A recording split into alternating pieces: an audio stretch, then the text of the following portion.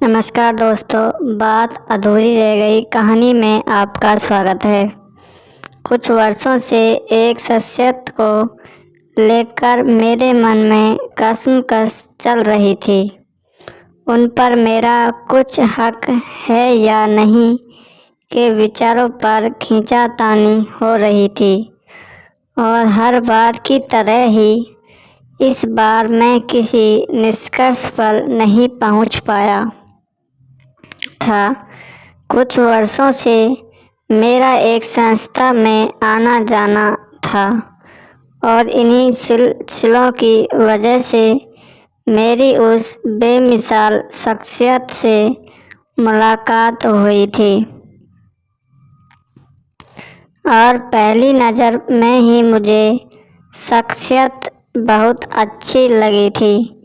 उनके बात करने का सलीका और उनका ठहरा हुआ अंदाज बरबस ही किसी का ध्यान भी अपनी ओर खींच लेता था और बेशक अब मैं भी दिल ही दिल में उन्हें बहुत पसंद करने लगा था, पर मेरी बात कभी भी जुबां पर नहीं आई थी और इसकी वजह थी। एक वजह तो बहुत साफ थी कि मैं उन्हें किसी भी हालात में खोना नहीं चाहता था और दूसरी वजह यह थी कि मुझे लग रहा था कि कहीं यह किस्सा शिष्टाचार की अदृश्य लकीरों को लांघ न रहा हो। बस इन्हीं विचारों पर सोचते सोचते वर्षों बीत गए थे और बात जहाँ तक पहुँची थी अब भी वहीं पर थी। पर कुछ दिनों से मेरा संयम जवाब देने लगा था और मुझे लगा था कि एक बार मेरा उनसे मिलना बहुत ज़रूरी हो गया था। इसी विषय पर सोचते सोचते एक दिन मैंने यह निर्णय कर लिया कि मैं उनसे मिलने के लिए उनके घर पर जाऊंगा और अपनी इस सोच से मैं बहुत संतुष्ट था। मैं इस बात को भली भांति जानता था कि वो वर्षों से अकेले ही जीवन व्यतीत कर रही थी और इसी वजह से उन्होंने अपने आप को सामाजिक कार्यों में उलझाया हुआ था।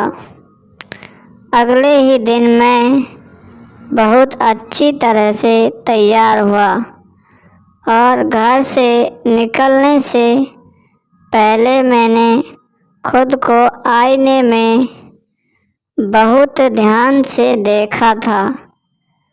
उस पल मैंने हल्के पिंक कलर की कमीज पहनी हुई थी और उस पर हल्के ग्रे कलर का कोट पहना हुआ था और जब मैं आईने में खुद को देखकर पूरी तरह से संतुष्ट हो गया तो मैंने अपने घर से बाहर कदम रखा था और रास्ते में फूलों की एक दुकान को देखकर मेरे कदम खुद ब खुद वहीं थम गए थे। उस पल मैंने सोचा था कि उस शख्सियत के लिए मैं एक फूलों का गुलदस्ता ले लेता हूँ और उस पल में इस बात पर भी मन ही मन में विचार कर रहा था कि कहीं वो मेरी इस बात से नाराज़ न हो जाएं।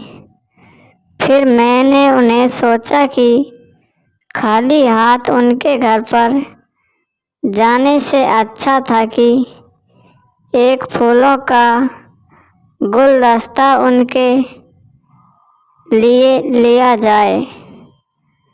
और इसी बात को सोचकर मैंने रजनीगंधा के फूलों का एक सुंदर गुलदस्ता ले लिया था और एक टैक्सी से उस शख्सियत के घर की ओर रवाना हो गया था।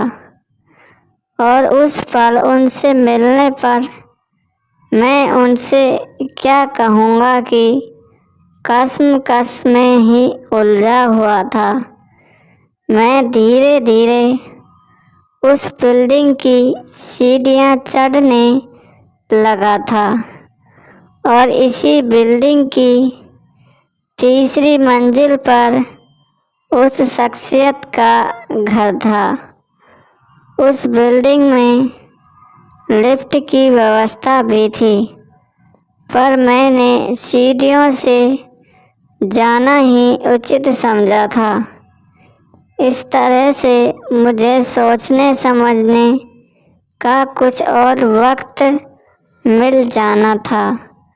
धीरे धीरे कदमों से सीढ़ियाँ चढ़ते हुए मैं यही सोच रहा था कि मैं उनसे बात कैसे करूँगा, उनसे क्या कहूँगा कि मैं उनसे क्यों मिलने आया हूँ। और इन्हीं ख्यालों में उलझा हुआ सीढ़ियाँ चढ़ता जा रहा था और उनके फ्लैट के सामने रुक कर मैं सोच में पड़ गया कि मैं दरवाजे पर लगी घंटी बजाऊं या नहीं।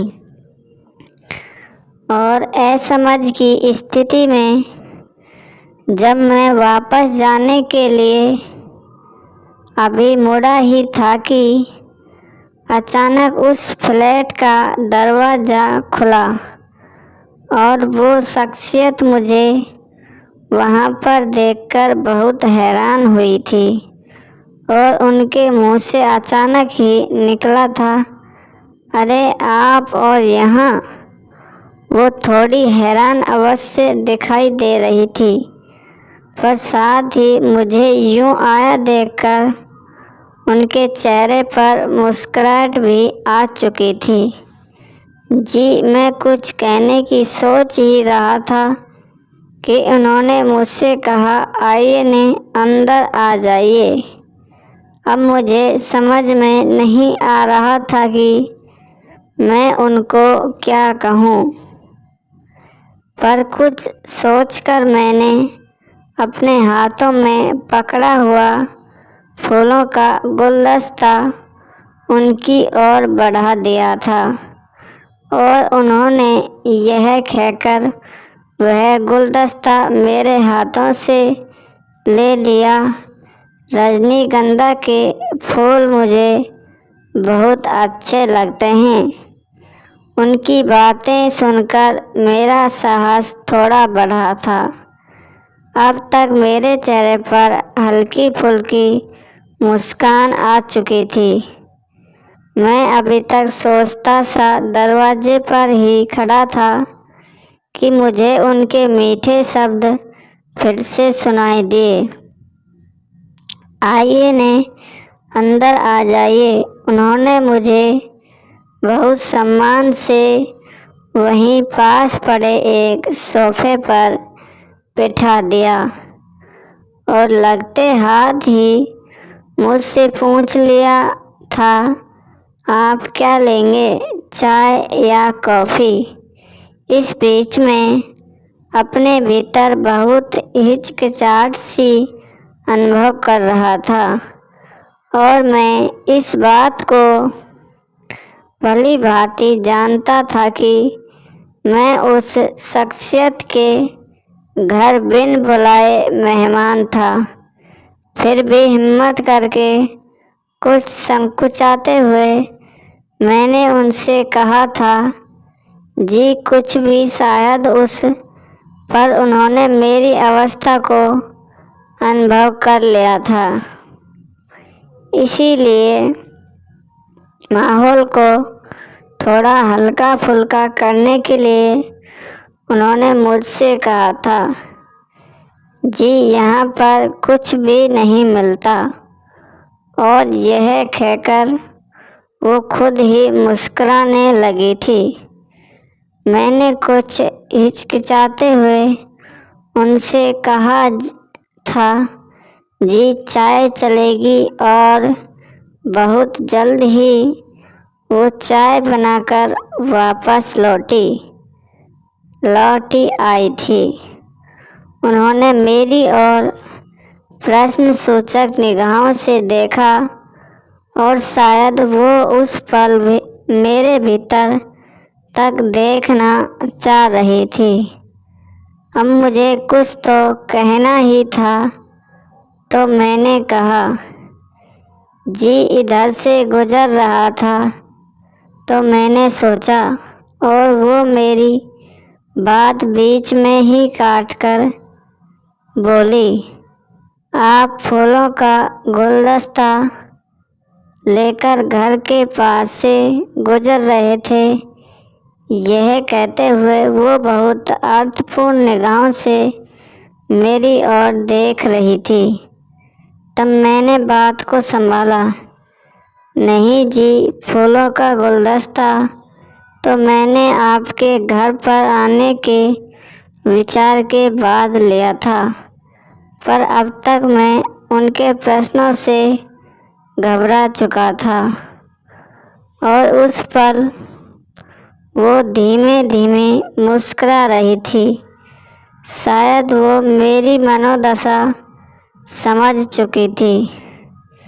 न जाने क्यों मुझे कुछ ऐसा अनुभव होने लगा था कि मैंने उस बुद्धिमान शख्सियत के घर पर आकर बहुत बड़ी गलती कर दी थी। अब तक मैं खुद को संभाल चुका था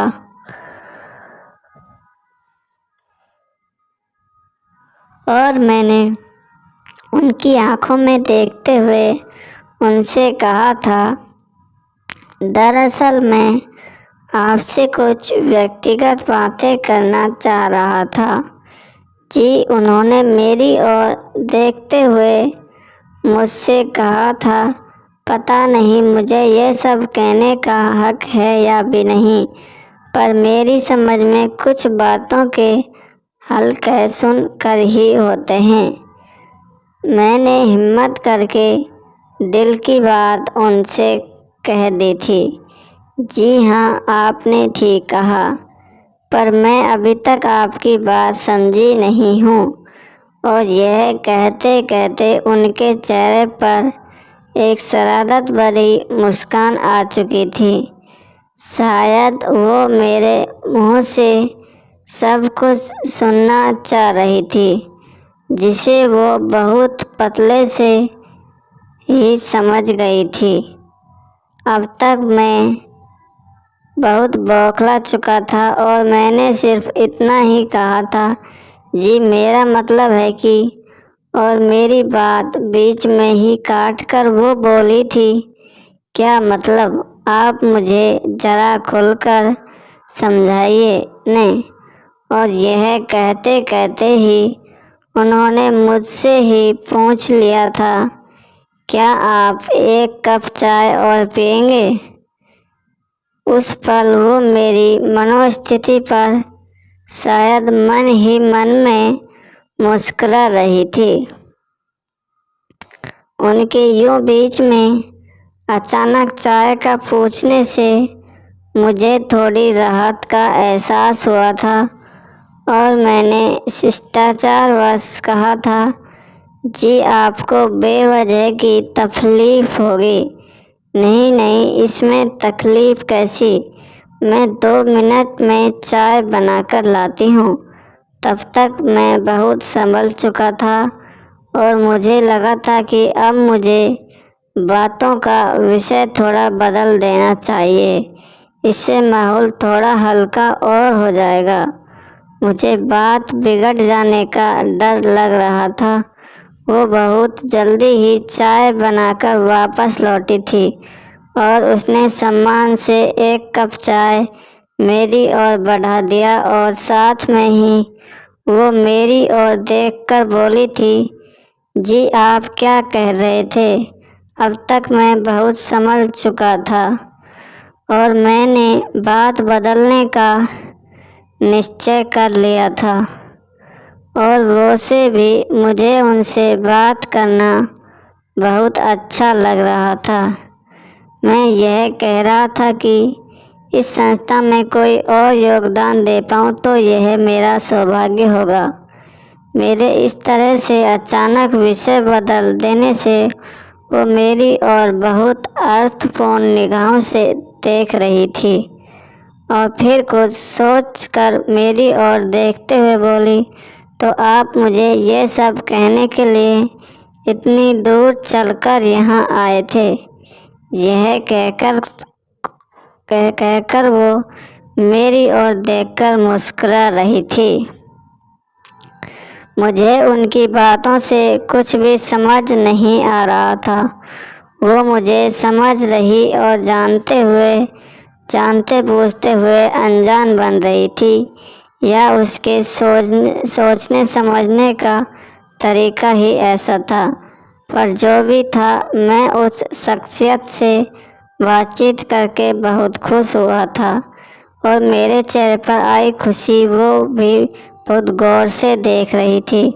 उनके साथ मेरी इधर उधर की कुछ और भी बातें हुई और उसके बाद मैंने उनसे इजाज़त ली और इजाज़त लेते हुए मैंने कहा, मैंने बेवक्त आकर आपको परेशान किया। तब उन्होंने मुझसे कहा, नहीं, इसमें कोई परेशानी वाली कोई बात नहीं है।